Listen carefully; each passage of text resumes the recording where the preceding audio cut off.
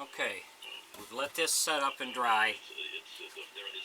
We sanded this down a little bit so we could find our center. So we measured from here to here and here to here to get our center. Really? I bet there are. Is 7-Up like Sprite or 7-Up like Sprite? So we want to mark our center so we don't lose that when we start sanding. It really does. Yeah. Sprite's better than 7-Up? Absolutely. Really? Oh, I don't think so. You know what's a treat when you come across it, Josh? A wild cherry Sprite. You don't find them often in the wild, but when you do, you know it's going to be awesome. You know what the best thing is? So we're going to mark the center like that. There's our head. We got everything else done for now.